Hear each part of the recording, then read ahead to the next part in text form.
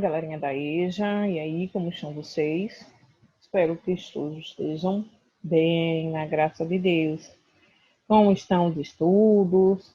Professora Evalina mais uma vez aqui com vocês, e hoje com a aulinha de História.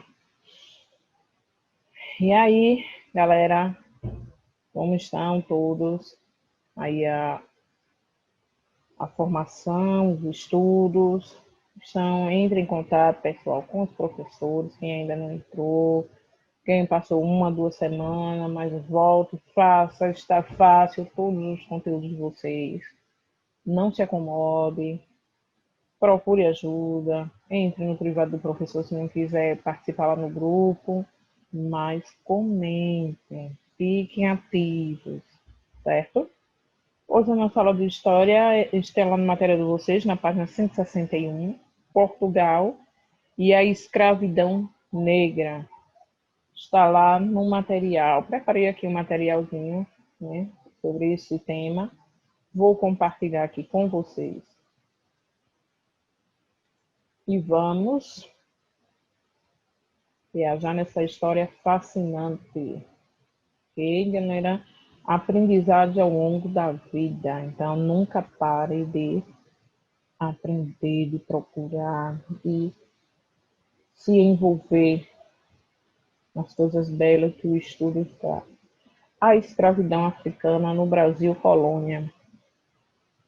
Logo de primeiro já temos aí nessas cenas forte e marcante, como eram carregados, como eles viviam, como era de um lugar para outro para levar mercadoria, parecendo umas gangorras nos pescoços, os instrumentos de tortura, os senhores, né, os feitores, as mulheres aqui trabalhando no moinho, na cana-de-açúcar, e eles sendo penalizados aí.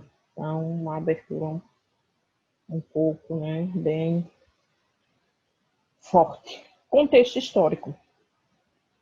Ao longo de mais de 300 anos, de 1559 a 1888, os escravos negros foram responsáveis pela produção de boa parte das riquezas no Brasil, no qual milhões de africanos foram tirados de suas terras para uma viagem na qual aproximadamente a metade morria de fome, doenças e maus tratos, ou já em terras americanas de banzo.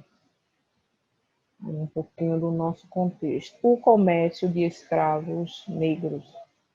Na África, os escravos eram adquiridos por traficantes a preços baixos, vendidos a preços altos na América. O tabaco, aguardente, o ouro, marfim, tecidos, cavalos, armas e outros produtos serviam de moeda de troca. Quando chegavam à América Portuguesa, os escravos eram colocados à venda em mercado. Ficavam à mostra em exposição, sendo tratados como mercadoria. E aí, um pouquinho, né, da história dos escravos, o que acontecia, como era que eles eram comercializados, né? Era fonte de troca. A moeda de troca era tudo isso aí, né? O ouro, o aguardente, o fumo. Então, era como eles eram adquiridos. A captura dos escravos. No início, os comerciantes portugueses capturavam os africanos. Mais tarde, os chefes africanos passaram a organizar excursões ao interior, atacando aldeias, preparando emboscadas para conseguirem cativos para venderem nas feitorias no litoral para esperar o embarque. Então, tinha isso também, né? Que vendiam, eram maltratados e ainda sofria quando não conseguia fazer o trabalho que queria, né? Transportes. Eles eram transportados, vinham nessas embarcações, um por cima do outro, né? Nesses navios negreiros. Era igual a sacos mesmo, parecia sacos de um empilhado por cima dos outros, nesses pavilhões aqui, um ao lado do outro, sem roupa, pelados, outros como estão aqui mostrando essa fotografia. Um caso desumano, né? No fundo do porão de um navio. O dia a dia dos escravos. Eles moravam em habitações coletivas, as senzalas, coberta com sapé e feita de madeira e barro, quase sempre sem privacidade. Os escravos começavam o trabalho ao raiar do dia e só paravam ao escurecer. Seu principal alimento era a mandioca.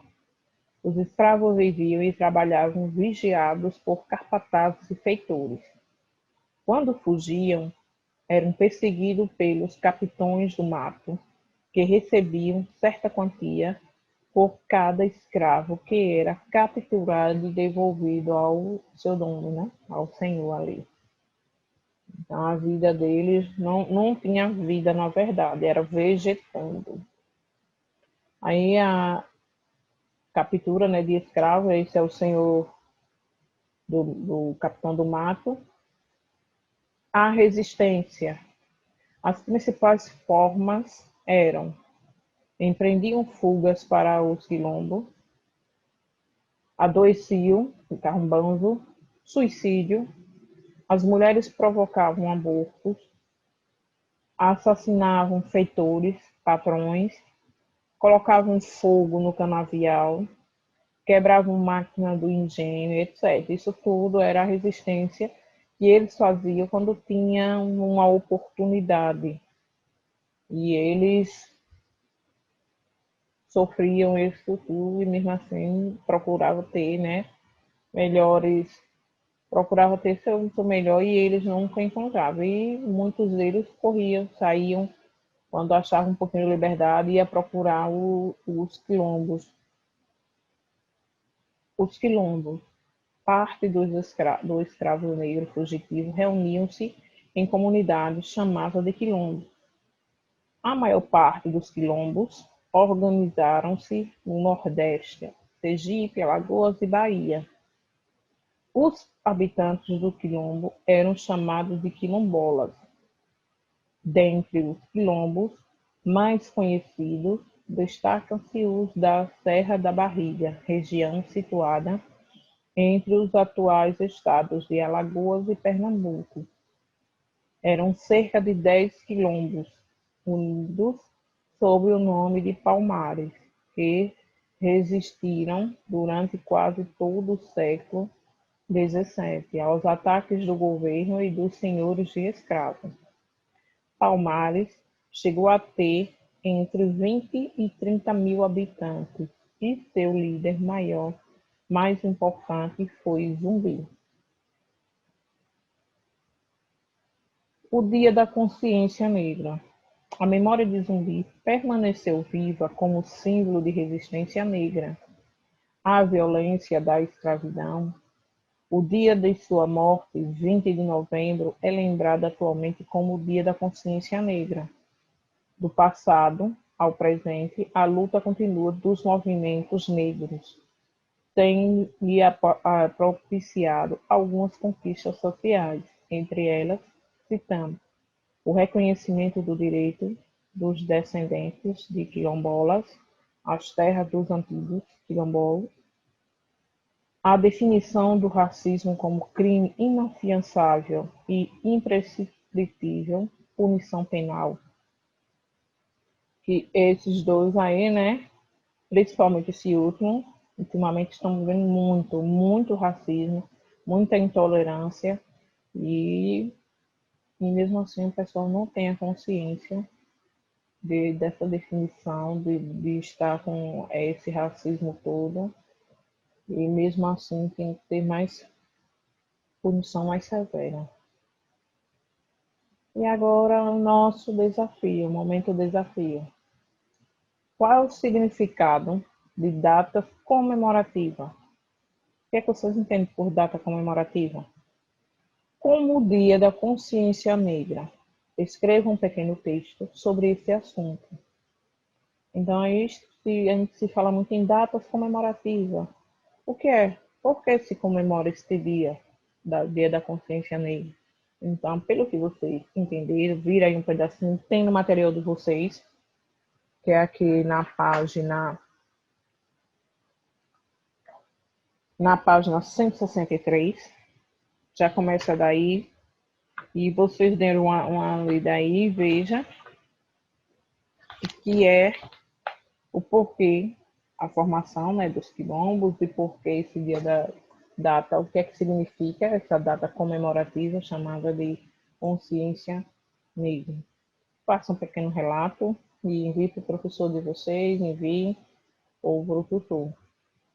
Aqui a nossa mensagem da semana: estudem com dedicação e nada no mundo poderá afastar você do seu sonho.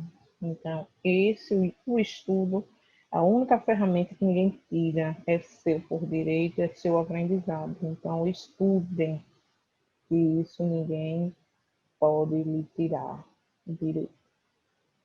Então, pessoal, se cuidem e até a próxima aula, se Deus nos permitir.